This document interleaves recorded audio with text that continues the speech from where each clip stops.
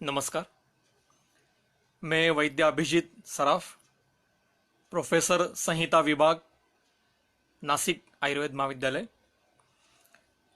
मैं आप सभी को यहाँ पे वंदन करता हूँ और इस व्याख्यान में आप सभी का स्वागत करता हूँ। इंडो नेपाल एसोसिएशन, इन्होंने मुझे यहाँ पे जो व्याख्यान देने के लिए निमंत्रित किया है उसके लिए मैं उनका बहुत बहुत आभारी हूँ।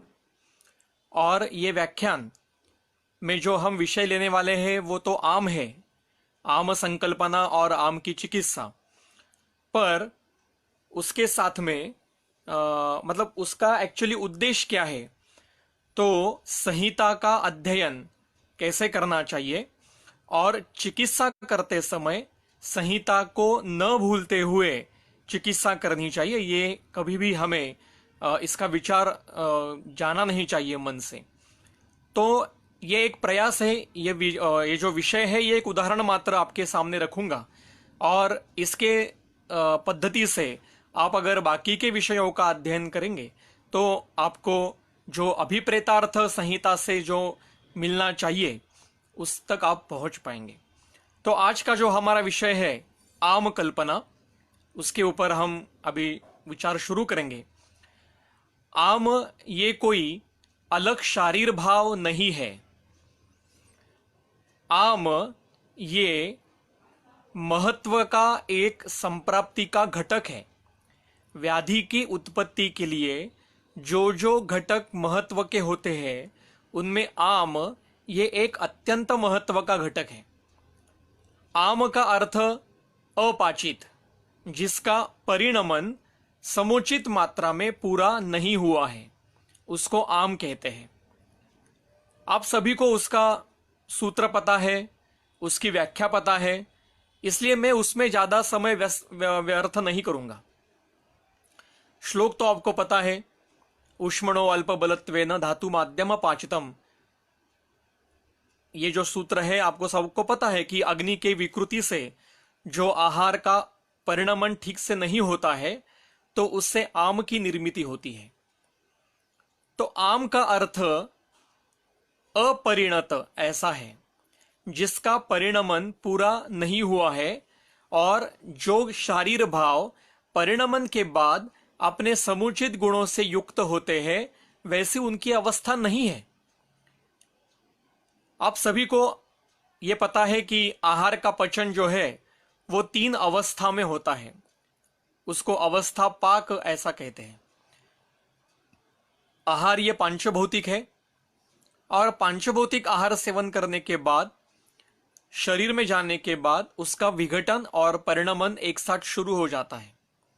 सबसे पहले उस आहार से पार्थिव और आप्य जो उसके घटक है महाभूतों के, उनका विघटन होता है और वो परिणमन के लिए बाहर निकलते हैं।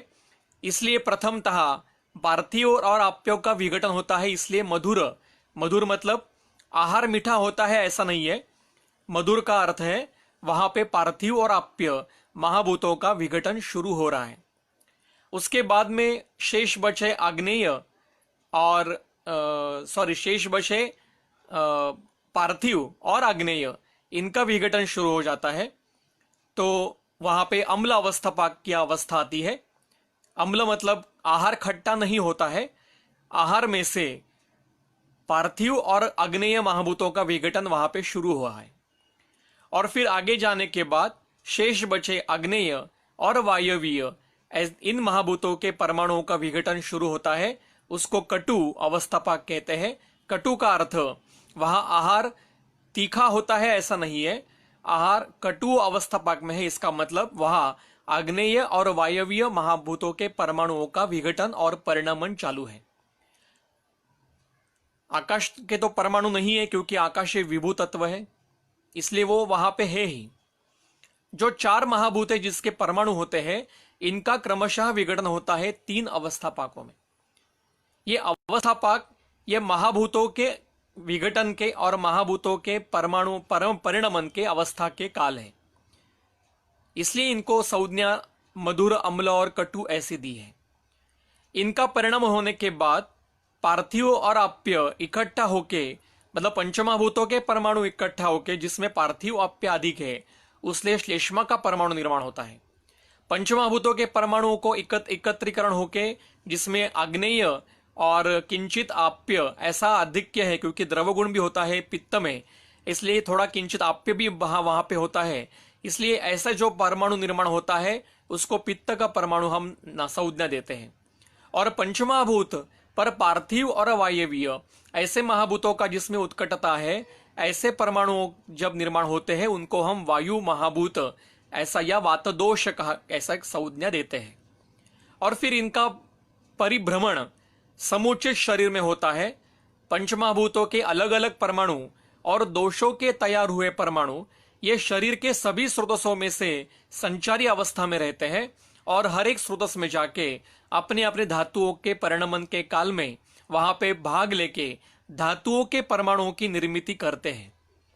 ये स्थूल और सूक्ष्म रूप का परिणमन या पचन ऐसा इस प्रकार से होता है। और इन सब के लिए अग्नि की जरूरत होती है। अग्नि ये एक शारीर भाव है, ये तेज महाभूत प्रधान एक शारीर भाव है, इसका अपना एक स्रोतस है और अग्नि की वहां पे कार्य हर अवस्था में अत्यंत आवश्यक होता है।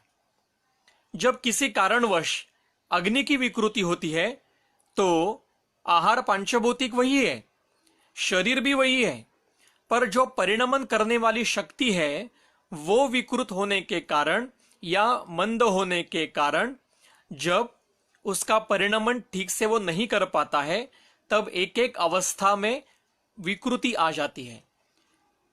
मधुर अवस्थापक विकृत होता है, अम्ल अवस्थापक विकृत होता है, कटु अवस्थापक विकृत होता है। और उससे उत्पन्न होने वाले जो पंचमहाभूतों के परमाणु है, जो समुचित गुणों से युक्त, समुचित परिणमन से युक्त और अपने गुणों से समुचित उनका परिणमन होने के बाद सारवत ऐसे जो उत्पन्न होने चाहिए वो नहीं होते हैं।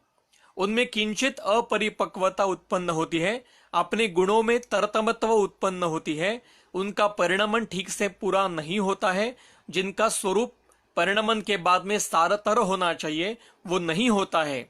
मतलब they does not acquire their desired qualities. और इस ऐसे जो दोषों के परमाणु हैं उनको साम दोष ऐसी संज्ञा दी जाती है कि जिसको उनका परिणमन नहीं हुआ है तो ये आम है, आम दोष है ये। और ये पंचमहाभूतों के परमाणु भी अपरिपक्व होते हैं। इसी को अपरिपक्व आहार रस ऐसा कहा जाता है, जिसमें क्लेदक की आधिक्यता है, क्योंकि कटु अवस्थापाक में अतिरिक्त क्लेदक का शोषण होता है। जो कटु अवस्थापाक ही अपरिणत होने के कारण अपरिपक्व हुआ ऐसा क्लेद भी उसमें मिश्र हो जाता है, और ऐसा अपरिणत क्लेद अपरिणत महाभूतों के परमाणु और इनसे आगे उत्पन्न होने वाले अपरिणत ऐसे दोषों के परमाणु, इन सबको मिलके आहार रस ऐसा कहा जाता है। और ये क्योंकि ये आहार का रस है, आहार के परिणमन से ये उत्पन्न हुआ है, ये अपरिपक्व है। अब ये पहले स्रोतस में जाएगा रसवह में, तो वहां पे रस को तो पता नहीं है कि हमारे पास क्या आ रहा है, तो वो जो आ रहा है वही अपरिणत होने के कारण रस के आगे के उत्पन्न होने वाले परमाणु है वो भी अपरिणत रहेंगे और रस भी आम युक्त या साम रस उत्पन्न होगा। और यही प्रक्रिया आगे जाते हुए साम धातुओं की निर्मिति होती है, साम मलों की उत्पत्ति होती है, साम उपधातुओं की उत्पत्ति होती है। और इस प्रकार से अग्नि विकृति के कारण धीरे धीरे धीरे धीरे शरीर के सभी परमाणु, सभी शारीर भाव ये साम या अपरिणत या अपरिपक्व ऐसे उत्पन्न होते हैं। इसी अवस्था को आम प्रदोष ऐसा कहा जाता है, क्योंकि ये सभी अपरिणत होने के कारण उनमें उनकी डिजायर क्वालिटी और डिजायर्ड उनका जो स्ट्रक्चर है वो डेवलप नहीं होने के कारण वो अपना प्राकृत कार्य नहीं कर पाते हैं। और इसलिए उनमें कई प्रकार की गुणतः, द्रव्यतः और कर्मतः विकृति उत्पन्न होती है और फिर आम प्रदोषज व्याधियों की अवस्था उत्पन्न होती है। अब ये इतना वर्णन ग्रंथकारों को अभिप्रेत है जो उन्होंने ग्रहणी में करके रखा है, पर हमारी बुद्धि के विकृति के कारण या कालतः जो विकृति आई है या अन्य शास्त्रों की अध्ययन से हमारी बुद्धि जो उपस्कृत हुई है, हमारी बुद्धि ये फिजिक्स, केमिस्ट्री, मैथमेटिक्स और एलोपैथी के ज्ञान से उपस्कृत है, मतलब उसका प्रभाव हमारे ऊपर है और इसके कारण हम ग्रंथकार को क्या कहना चाहिए इसको ठीक से समझ नहीं पाते हैं। तो अगर हमारी बुद्धि ये बाकी के शास्त्रों से अनुपस्कृत होगी तो चक्रपाणी को और चरक को क्या कहना है जो अभी तक मैंने वर्णन किया ये झट से समझ में आएगा। तो आम की अवस्था ये इस प्रकार से आती है। अब ये अवस्था एक तो अग्नि की विकृति से आएगी या अति मात्राशन से आएगी। मतलब अग्नि तो ठीक है पर आहार की मात्रा इतनी बड़ी है कि अग्नि उसको ठीक से पचन नहीं कर पा रहा है। जैसे अभी मॉडर्न डाइटिक्स में, मतलब जो आहार शास्त्र है मॉडर्न, उसमें ऐसा एक प्रचार अभी होता है कि आप थोड़ा थोड़ा करके बहुत बार खाइए। तो ये तो अध्यशन है, आयुर्वेद इसको तो अध्यशन कहता है। और अगर कोई व्यक्ति थोड़ा थोड़ा करके कई बार खा रहा है अग्नि का और भूख का विचार न करते हुए, तो ये भी अति मात्राशन में आता है। अध्यशन और अति मात्राशन ये दोनों ही आम निर्मिति के बहुत बड़े हेतु है। अजीर्णाशन ये भी बहुत बड़ा हेतु है। पहला आहार पूरा समुचित परिपक्व नहीं हुआ है, उससे पहले ही आहार को पचन करने के लिए जितना समय लगता है ये व्यक्ति सापेक्ष होता है। किसी व्यक्ति में अग्नि की अगर अच्छी अवस्था है तो उसका आहार का समुचित परिपचन ये जल्दी होगा, और किसी में अगर अग्नि की विकृति है या जिसका अग्नि मंद है उसमें आहार का सम्यक परिपचन होने के लिए समय लगेगा। तो जिसमें आहार का परिणमन पूरा ठीक से नहीं हुआ है उससे पहले ही मतलब भूख नहीं लगी है या आहार के पचन के या लंघन के जो गुण है वो अभी तक निर्माण नहीं हुए हैं, शुद्ध बोध नहीं है, फिर भी अगर कुछ खा रहे हैं तो इसको अजीर्णाशन ऐसा कहा जाता है। ऐसे अगर बार बार होता रहा तो फिर आम की अवस्था उत्पन्न होती है। अनशन से भी आम की अवस्था उत्पन्न होती है, बिल्कुल न खाने से भी, क्योंकि उसमें खाना ही नहीं खाया तो शरीर में जो पहला शेष आहार है उसका ही परिणमन करता रहता है और फिर शरीर के जो अग्नि है वो धातुओं का परिणमन करने लगती है और धातुओं को खाने लगती है और इसके कारण शरीर में विकृति उत्पन्न होती है, वो भी सामता निर्माण होती है। तो ऐसे कई प्रकार के आम के हेतु है, इसलिए आम ये व्याधि उत्पत्ति के लिए बहुत महत्व का है। अब हम देखेंगे कि ग्रंथ में आम के संदर्भ कहाँ कहाँ है। सबसे पहले अग्र संग्रह जो है चरक में सूत्रस्थान का 25 चैप्टर यज्ञ पुरुषी अध्याय, उसमें अग्र संग्रह का वर्णन है। उसमें आम प्रदोष कर भावों में अति मात्राशन ये सबसे श्रेष्ठ बोला है। अति मात्रा में आहार सेवन करना ये आम प्रदोष निर्माण करने वाले सभी हेतुओं में सबसे महत्व का हेतु है। और चरक संहिता विमास्थान के दूसरे अध्याय में सूत्र नंबर 7 में उन्होंने ऐसा कहा है कि अति मात्राशन करना ये त्रिदोष प्रकोपक हेतु है। मतलब अति मात्रा में आहार सेवन करना ये सभी दोषों का एक साथ प्रकोप होता है। इस वाक्य में बीच में कुछ कड़ी है वो समझनी पड़ेगी।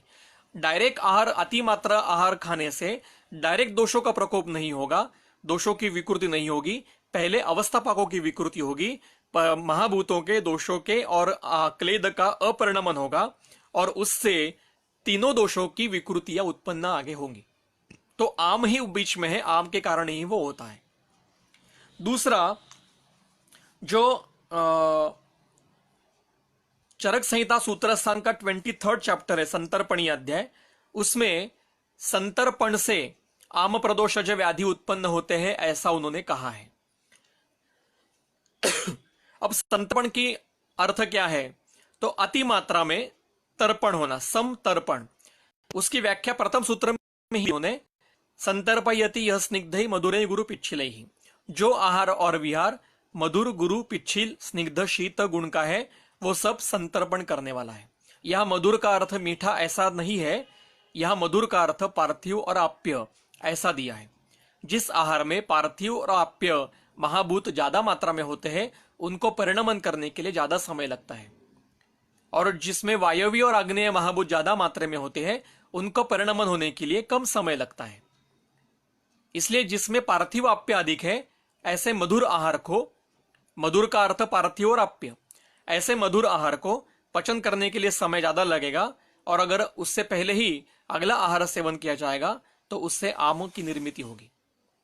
अब सुश्रुत संहिता में सूत्रस्थान के 15 चैप्टर में उन्होंने स्थौल्य और कार्श्य की संप्राप्ति दी है, और वहीं पे आम प्रदोषज व्याधियों की भी संप्राप्ति दी है।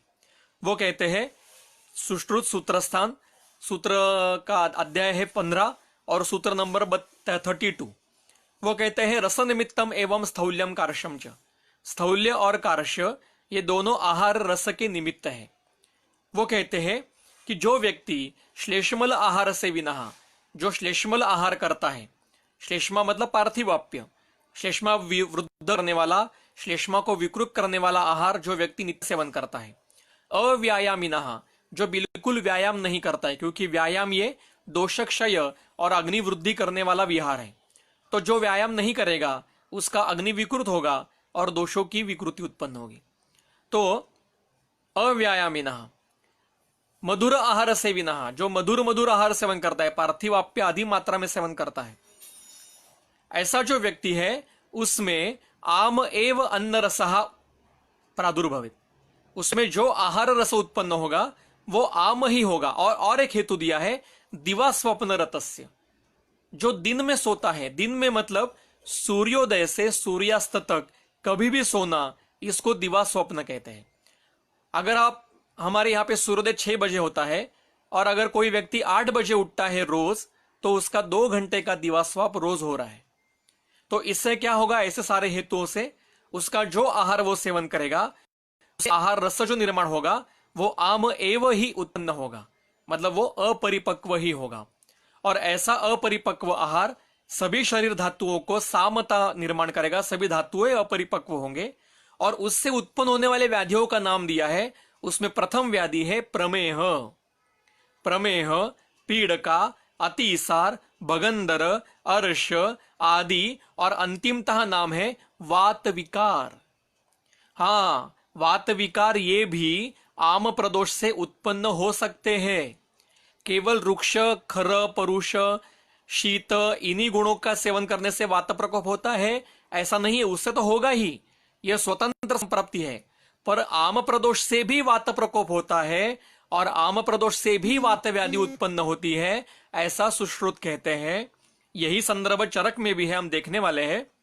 तो वात व्याधि आम प्रदोष से भी होती है, इसको परतंत्र वात व्याधि ऐसा कहा जाता है। अब चरक संहिता के चिकित्सा स्थान के 15वें अध्याय में, गृहणी अध्याय, आप सभी को पता है कि गृहणी अध्याय कितना महत्व का है। तो गृहणी अध्याय में सूत्र नंबर 42 से सूत्र आगे देखेंगे हम। पहले 42 से 43 तक हेतु दिए हैं, मैं सिर्फ पढ़ता हूं। अव्यायाम, अभोजनात्, अजीर्णात्, अति भोजनात्, विषमाशनात्, असात्म्य गुरु शीत, अतिरुक्ष संदुष्ट भोजनात्, विरेक वमन स्नेह विभ्रमात्, व्याधिकर्षणात्, देश काल ऋतु वैषम्यात्, वेगानाम च विधारणात्, दुष्यति अग्नि। इन सभी हेतुओं से, हेतु आप सबको आसान है, समझना आसान है, उसके कोई अर्थ क्लिष्ट है ऐसा मुझे नहीं लगता। इससे क्या होता है, दुष्यति अग्नि ही, अग्नि दुष्ट होता है। देखिए यहाँ पे मंद होता है ऐसा नहीं लिखा है, अग्नि दुष्ट होता है ऐसा लिखा है। अब यहाँ पे अग्नि मंद ऐसा क्यों नहीं लिखा, क्योंकि मंद अग्नि और अग्निमांद्य ये दोनों अलग घटक हैं। अग्निमांद्य इसका अर्थ है अग्नि की विकृति, और मंदाग्नि ये श्लेष्मल व्यक्ति का प्राकृत अग्नि है। विषम, तीक्ष्ण, मंद और सम ये चतुर्विध अग्नि प्राकृत है। जिस व्यक्ति का जन्मजात अग्नि विषम है उसके लिए वो प्राकृत है, विषय अलग है। अगर फिर से मुझे यहाँ पे किसी दिन फिर से बोला जाएगा तो अग्नि के ऊपर मैं जरूर बात करना चाहूंगा। नेक्स्ट लेक्चर में हम अग्नि के ऊपर जरूर चर्चा करेंगे। अभी हम आम के तरफ जा रहे और आम तक ही मर्यादित रहेंगे। तो अग्नि दुष्ट होता है, स दुष्टः अन्नम न तत्पचति लघु अपि, ऐसा दुष्ट हुआ अग्नि लघु आहार भी पचन नहीं कर सकता। इसका अर्थ क्या है, लघु आहार का भी पचन नहीं करता, इसका अर्थ गुरु आहार का पचन करना तो अशक्य है। मतलब वो आहार का ठीक तरह से पचन नहीं करता। मतलब क्या होता है, आम की निर्मित होती है, अपरिपक्व आहार रस उत्पन्न होता है। आगे कहते हैं अपच्यमानम शुक्तत्वम याति, ऐसा अपरिणत हुआ आहार अगर शरीर में पड़ा रहा तो उसको शुक तत्व आता है, जैसे अलसक की अवस्था होती है तो उसको अब बाद में शुक तत्व मतलब अम्लत्व उत्पन्न होता है और याति अन्नम विषरूपताम, और फिर उसको आम विष ऐसा कहा जाता है। अब आम प्रदोष को आम विष ऐसा क्यों कहते हैं, इसके लिए संदर्भ ध्यान में रखिए। चरक संहिता चिकित्सा स्थान के 23 चैप्टर में जो विषय चिकित्सा अध्याय है उसमें गर का वर्णन किया है चरक ने, और गर का वर्णन करते समय चरक कहते हैं कि 2 या 3 जो द्रव्य है उनका संयोग होने पर शरीर में जो अपरिणत अवस्था उत्पन्न होती है उसको गर कहते हैं। गर संयोगजम ऐसा कहते हैं। इसके ऊपर चक्रपाणि ने टीका की है कि गर 2 प्रकार का होता है। एक 2 या 3 आहार पदार्थों से जो विषयुक्त नहीं है, ऐसे आहार पदार्थ जो परस्पर सेवन करने के बाद जिनका परिणमन ठीक से नहीं होगा और जो धातुओं को दुष्ट करेंगे, मतलब जिनको विरुद्ध कहते हैं, जैसे मधु और घृत, ये एक साथ सेवन करने पर विषयुक्त है ना। वैसे कई अन्य प्रकार आहार पदार्थ जो है वो एक साथ सेवन करने पर शरीर धातुओं को दुष्ट करेंगे और उनका परिणमन ठीक से नहीं होगा, तो ऐसे अवस्था में उनको गर कहा जाता है। और दूसरा गर का प्रकार है कि सविष ऐसा मतलब विषयुक्त ऐसे पदार्थ सेवन करने पर भी उनका परिणमन ठीक से नहीं होता है, शरीर को दुष्ट करते हैं, तो उनको भी गर कहते हैं। मतलब गर ये विष संज्ञा के, इसलिए आम को भी विष संज्ञा दी है, आम विष कहा है। अब आगे क्या होता है, इसके लक्षण दिए। लक्षण क्या क्या है, तो इसके लक्षण है विष्टंभ, शरीर में जकड़ाहट होना, शरीर के जो गतिशील भाव है वो रुक जाना। सदनम, सदन के 2 अर्थ है, एक तो अंग सदन मतलब गलितत्व ये ना, शरीर में किसी प्रकार का उत्साह नहीं रहना, और दूसरा है मनोसदन मतलब डिप्रेशन। फिर है शिरोस्वरूप, शिरोरुजा, मूर्छा, भ्रम, पृष्ठ कटी, देखो बिना कुछ किए, बिना कुछ कहीं पे गिरावट हुए अगर पीठ में या कटी में वेदना होती है तो वो आम प्रदोष के कारण हो सकती है। ये वात प्रकोप का है, ये वात प्रकोप का हेतु नहीं है वहां पे। शिरोरुजा के लिए, पृष्ठ रुजा के लिए, कटी रुजा के लिए वात प्रकोप का हेतु नहीं है, यहां हेतु आम प्रदोष के हेतु है। आगे है जृंभा, बार बार जंभयाना, अंग मर्द, अंग टूटना फूटना, बॉडी पेन कंटिन्यूसली होना, तृष्णा, बार बार प्यास लगना, ज्वर, किंचित शरीर में बार बार ज्वर प्रचिति है ऐसा लगना, छर्दी, बिना किसी कारण के उल्टी होना, प्रवाहनम, मल त्याग करने के लिए जोर लगाना पड़ता है, कुछ हेतु नहीं है वात प्रकोप के फिर भी होता है, अरोचक, खाने में किसी में टेस्ट नहीं लगती है या फिर मन कहीं पे नहीं लग रहा है, अविपाक, जो खाया है उसका परिणमन ठीक से नहीं हो रहा है, ऐसे सभी लक्षण ये आम विष के है, घोरम अन्न विषम तत्। अब ये तो बहुत कॉमन लक्षण है, हमें भी कई बार ये लक्षण हुए हैं, तो हाँ ये लक्षण आम विष के है, ये बहुत कॉमन है और ये ट्रीट करने के लिए बहुत कठिन है। अब आगे क्या होता है, ये जो आम है ये अगर संसृज्यमानम पित्तेन दाहम तृष्णा मुखामयान, अगर ये आम पित्त के साथ संसृज्य होगा, पित्त को परिणमन ठीक से नहीं होगा, तो क्या क्या होगा, शरीर में दाह होगा, तृष्णा होगी, मुखपाक आदि मुख रोग उत्पन्न होंगे, और जनयति अम्लपित्तम, अम्लपित्त उत्पन्न होगा, और पित्तजांश चापर अंगदान, बाकी पित्त के बाकी के विकार उत्पन्न होंगे।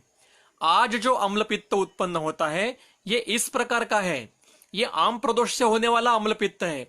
रुग्ण क्या कहता है कि मैं खट्टा नहीं खाता, तीखा नहीं खाता, कुछ तेज नहीं खाता, फिर भी मुझे एसिडिटी होती है। ये एसिडिटी आम विष के कारण, आम प्रदोष के कारण होती है, ये कभी भूलना नहीं चाहिए।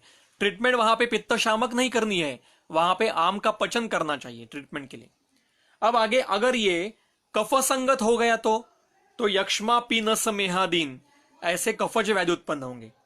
करोति वात संसृष्टम वातजांश गदान बहुन, अगर ये साम वायु आमता ये वायु के साथ गई या वायु आम हो गया या वायु अपरिपक्व हो गया तो कई प्रकार के वात विकार उत्पन्न होंगे। मूत्र रोगाश्च मूत्रस्थ, आज जो मूत्र रोग मिलते हैं हमें, जो किडनी फेल्योर तक जाते हैं या अश्मरी विकृति, अश्मरी मिलते हैं, क्या कहते हैं रेनल फेल्योर मिलता है, ये जो सभी है इसमें यही हेतु बहुत महत्व के मिलते हैं। आज आम प्रदोषी बहुत महत्व का है।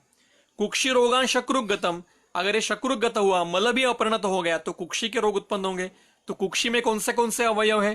पीसीओडी, गर्भाशय के विकार, ओवरी के विकार, मूत्राशय के विकार और आंत्र के विकार, जो जो कुक्षी में अवयव है उसके विकार उत्पन्न होंगे। रसादिवेश संसृष्टम कुरियात रोगान रसा, और ये अगर धातुगत अवस्था इनकी आ गई तो उस धातु के जो प्रदोषज रोग है, रस प्रदोषज, रक्त प्रदोषज, मांस शुक्र प्रदोषज तक के, इनके विकृतियां वहां पे उत्पन्न हो सकती है। तो यह संप्राप्ति बहुत महत्व की है। क्या हम इसको कभी पढ़ेंगे नहीं? क्या इसकी चिकित्सा हम करेंगे नहीं? इसी प्रकार से आम प्रदोष जो वर्णन है वो चरक संहिता मीमांसा के दूसरे अध्याय है। उन्होंने 2 प्रकार के आम प्रदोष बोले हैं, अलसक और विसूचिका। और अब अष्टांग हृदय में विलंबिका नाम का एक और व्याधि उन्होंने अवस्था वर्णन की है, जिसकी बहुत सुंदर टीका हेमाद्री ने की है। तो वो आप बाद में पढ़ लीजिए, अभी वो विषय नहीं है। और अलसक और विसूचिका क्या है आप सभी को पता है, उसके मतलब डिटेल में जानने की जरूरत नहीं है, वो आपको पता है। अब ये जो आम विषय निर्माण हुआ है, इसकी चिकित्सा क्या करेंगे? तो आम की प्रथम चिकित्सा है लंघन। ये आप सभी को पता है, क्योंकि ज्वर में आम की अवस्था होती है। और ज्वर की सामान्य चिकित्सा क्या है? लंघनम, स्वेदनम, कालो, यवागो, तिक्तको रसा। और लंघन 3 प्रकार का होता है, लंघन, लंघन पाचन और शोधन। अगर अल्प मात्रा में आम होगा तो आपको लंघन करना है, मध्यम मात्रा में होगा तो लंघन और पाचन करना है, और अति मात्रा में आम होगा तो आपको शोधन करना पड़ता है। हाँ, शोधन करना पड़ता है। आपके किसी के मन में यहां पे सवाल आएगा कि अरे एक तो सूत्र ऐसा है कि सर्वदेह प्रविश्रुतान सामान दोषान न निरहरेत, कि सभी शरीर में फैले हुए साम दोष को तुरंत निकालना नहीं चाहिए। पर यह सर्वदोष प्रविश्रुत मतलब धातुगत अवस्था जिनको आई है, ऐसे आम को शोधन नहीं करना चाहिए। तो चरक कहते हैं मीमांसा के दूसरे अध्याय में कि जो साध्य आम है, तत्र साध्यम आमम आदौ उल्लेखयेत पाययित्वा सलवणम उष्णम वारी। जो साध्य आम है, मतलब कोष्ठ में है, 13 नंबर का सूत्र है, मीमांसा अध्याय 2 13 नंबर का सूत्र। जो साध्य आम है, प्रदुष्ट है, अलसीभूत है, शरीर में पड़ा रहा है, उसको आप तुरंत निकाल दीजिए, बिना स्नेहपान किए डायरेक्ट गले में उंगलियां डाल के निकाल दीजिए। गर्म पानी पीजिए, उसमें बहुत नमक डालिए, 1 घूंट में पी लीजिए, गले में उंगलियां डाल के निकाल दीजिए, उसको उल्लेखन कहा है। और उसके बाद में फिर स्वेदन, वर्ती, प्रणधान और फिर उपवास करना चाहिए, ऐसा कहते हैं। और फिर आगे कहते हैं आम प्रदोषेषु तू अन्न काले जीर्णाहार, मतलब आम प्रदोष में प्रथमता वमन, सद्यो वमन करके, फिर जब भूख लगेगी तब आमाशय दोष से उपलिप्त है ऐसा समझकर, स्तिमित गुरु कोष्ठ और अनन्नाभिलाषा ऐसे लक्षण है ये देखकर दोष शेष है ऐसा समझिए, और उसके पाचन के लिए आपको अग्नि संदूषण के लिए आपको दीपन और पाचन ऐसी दवाई देनी चाहिए। देखिए, अगर आम की अवस्था है तो कभी भी औषध नहीं देना चाहिए। वाग्भट कहते हैं ज्वर चिकित्सा अध्याय में, ज्वर चिकित्सा अध्याय प्रथम अध्याय और उसका सूत्र नंबर 18, वो कहते हैं अजीर्ण इव शूलग्नम सामे तीव्र रुचि ज्वरे न पिबेत औषधम तदहि भूय एव आमम आवहेत। मतलब अजीर्ण की अवस्था है और शूल उत्पन्न हो रहा है, और अगर आपने शूलनाशन के लिए कुछ औषध दिया, पाचन के लिए कुछ औषध दिया, तो उसका भी आम ही होगा और शूल और बढ़ेगा। इसके लिए आगे कहते हैं आमाभिभूत कोष्ठस्य क्षीरम विषम अहेइव। जैसे सांप को दूध पिलाने से उसका विष ही बढ़ता है, वैसे आमज अवस्था में या आम प्रदोष की अवस्था में कभी भी आपको औषध नहीं देना चाहिए।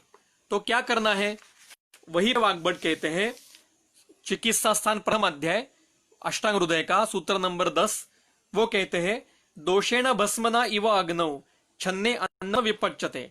जैसे कोई अग्नि जला हुआ है, कोयला जला हुआ है, और जलने के बाद उसके ऊपर राख आ गई, तो वो अग्नि कोयला तो तप्त है, पर ऊपर से राख आने के कारण उसकी ज्वालाएं नहीं होती, तो आपको क्या करना पड़ता है, वो राख फूकनी पड़ती है। और जब आप फूकोगे तो वो राख दूर हो जाएगी और फिर से ज्वाला भड़क जाएगी। उसी प्रकार से आम के आवरण के कारण अग्नि विकृत है। क्या करना पड़ेगा? प्रथमता तस्मात् आदोष पचनात् ज्वरितान उपवासयेत। इसलिए जब तक आम का और दोषों का पाचन नहीं होता है, आपको व्याधित जो अवस्था है उसको उपवास देना चाहिए। यही नियम हेत्वर्त तंत्र युक्ति से सभी व्याधियों के लिए लगाना चाहिए। जब तक आम की अवस्था है तब तक औषध देने की जल्दबाजी नहीं करनी चाहिए। प्रथमतः आम का पचन करना चाहिए, तो उसके लिए शोधन ये एक है। अगर बलवान है आम तो शोधन कीजिए, डायरेक्ट शोधन कीजिए। और शोधन करने के बाद भी अगर स्तिमित गुरु कोष्ठ है, अन्न की अभिलाषा नहीं है, फिर देखिए कि आप उसके अग्नि संदूषण के लिए और शेष दोष पाचन के लिए उसको औषध दीजिए। फिर चरक कहते हैं न तु अजीर्णाशनम, अजीर्ण में कभी भी अशन और आहार देना नहीं चाहिए, क्योंकि आम प्रदोष में अग्नि दुर्बल होता है। और आम प्रदोष में अगर आप एक ही समय में आहार भी दोगे और औषध भी दोगे तो वो जो दुर्बल अग्नि है वो एक ही समय में दोष, आम, अग्नि और औषध इन सबको पचन करने में समर्थ नहीं होता और वो और विकृत हो जाता है। इसलिए लंघन मतलब आहार बंद कर दीजिए, औषध भी मत दीजिए और उसका पाचन होने दीजिए। लंघनम शोधनम कालो, इसके लिए लंघन, शोधन और काल ये चिकित्सा पहली सबसे महत्व की है। फिर कहते हैं आम प्रदोष आहार औषध विभ्रमो अति बलत्वाद उपरति कायाग्निम। अगर आम प्रदोष में आपने औषध और आहार एक साथ शुरू किया तो कायाग्नि नष्ट हो जाती है और सहसा एवं आतुरम बलम, और वो आतुर को नष्ट भी कर सकती है। अति पातयत, इसलिए आम प्रदोष जानाम पुनर्विकाराणाम अपतर्पणे न वो परमो। इसलिए जो आम प्रदोष विकार है उसमें लंघन यही उसकी चिकित्सा है। सती तु अनुबंधे कृत अपतर्पण, अपतर्पण करने के बाद भी अगर किंचित शेष लक्षण रहे तो आप निमित्त विपरीतम, हेतु विपरीत औषध बंद करके अब व्याधि विपरीत औषध देना शुरू कर दीजिए। और यही औषध सभी के लिए। आगे कहते हैं विमुक्त आम प्रदोष से, जब आम प्रदोष पूरा नष्ट हो जाए, निरामावस्था उत्पन्न हो जाए, तब दोष भेषज देश काल ऐसे इनकी सबका आहार, सात्म्य, सत्व, प्रकृति, वय, अवस्था, इनका विचार करके फिर दीप्ते अग्नव फिर अभ्यंग, आस्थापन, अनुवासन और स्नेहपान शुरू करना चाहिए। मतलब स्नेहपान कब करना है? निरामावस्था में ही करना है। सामावस्था में कभी भी स्नेहपान नहीं करना चाहिए। तो ये आम की लाइन ऑफ ट्रीटमेंट चरक संहिता के विमान स्थान के दूसरे अध्याय में दी है और उसके संदर्भ वाग्भट में भी मिलते हैं और चरक में भी मिलते हैं।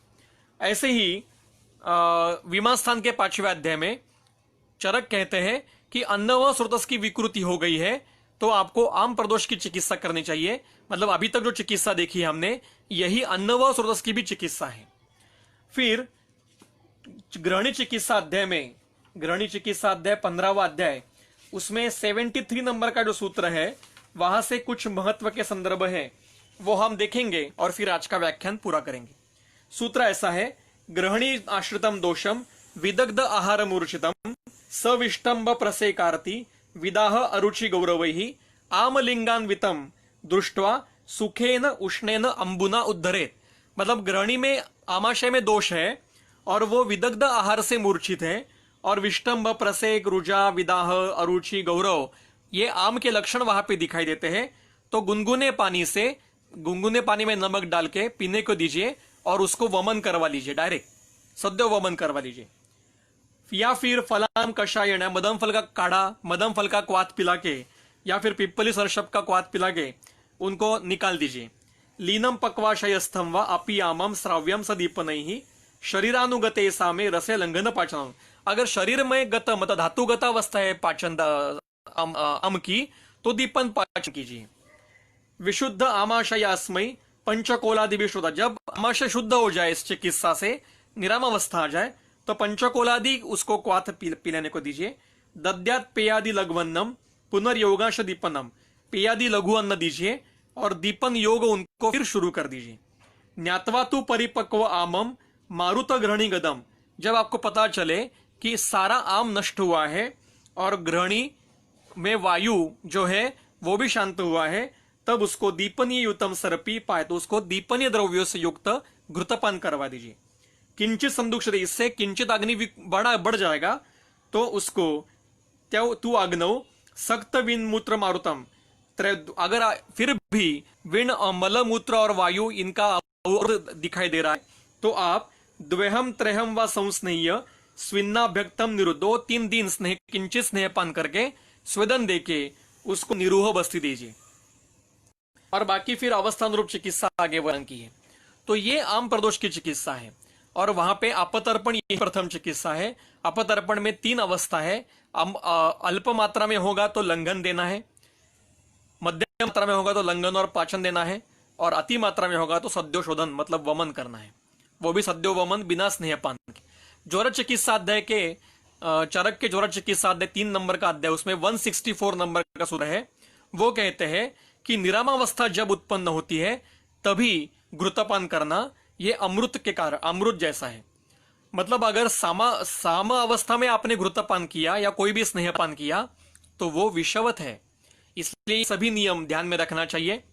अभी तक हमने इस व्याख्यान में आम की कल्पना देखी, आम प्रदोष की व्याधि उत्पन्न कैसी होती है उनका विचार किया, आम प्रदोष की व्याधियां कौन सी है ये भी हमने देखा, वात प्रकोप तक वातव्याधि तक उत्पन्न होता है ये भी देखा, अतिमात्राशन, अजीर्णाशन, अध्यशन, विषमाशन, ये सभी हेतु है आम प्रदोष के, इसका विचार करना चाहिए। अम्ल पित्त कैसे उत्पन्न होता है इसका भी विचार किया। आम प्रदोष की सामान्य चिकित्सा क्या है वो भी देखी। सद्यो वमन कैसे करना है, कौन सी अवस्था में करना है वो भी देखा। आमज अवस्था में स्नेहपान नहीं करना चाहिए और सामा अवस्था में शूलग्न औषध भी नहीं देना चाहिए, और जब तक दोषों का और आम का पचन नहीं होता है तब तक व्याधित को अनुवासन देना उपवासी देना है, लंघन ही करना है।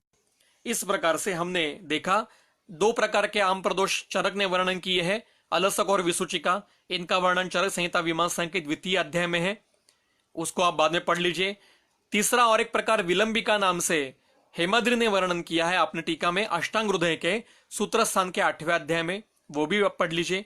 ये आपको और विषय विस्तार करने के लिए मदद करेंगे। अगर अगली किसी व्याख्यान में फिर से मुझे बोला जाएगा तो हम आम की दृष्टि से अग्नि का भी विचार करेंगे और उसका विस्तार और बढ़ाएंगे। आम विष क्यों कहते हैं यह भी हमने देखा कि गर मतलब 2 या 3 अन्य आहार पदार्थों के एकत्रीकरण से सेवन करने पर अगर वो धातुओं को दुष्ट करते हैं तो भी उनको गर ही कहा है, और ये विष के लक्षण उत्पन्न करता है, इसलिए आम को विष कहते हैं। और आम की अवस्था में विष की चिकित्सा भी कभी कभी करनी पड़ती है, वो भी हमने देखा कैसे करनी पड़ती है, वो भी हमने देखा। इस प्रकार से हमने आम की कल्पना क्या है, आम प्रदोष के व्याधि कैसे उत्पन्न होते हैं और उसकी मैनेजमेंट कैसे करनी, उसके लाइन ऑफ ट्रीटमेंट क्या होने चाहिए, वो भी हमने संक्षेप में देखा। इसका और बहुत विस्तार हो सकता है। एक बात ध्यान में रखिए कि आम प्रदोष ये आज का बहुत महत्व का हेतु है। आज के 99.99% व्याधि ये सारे संतर्पण से और आम प्रदोष से ही उत्पन्न होते हैं। आज के सारे पैरालिसिस, सारे वात व्याधि भी प्रायः आम प्रदोष से ही उत्पन्न होते हैं। बहुत कम बार हमें वायु के खुद के हेतु वहां पे मिलते हैं। प्रायः 99.99% व्याधि आज के आम प्रदोष ही है।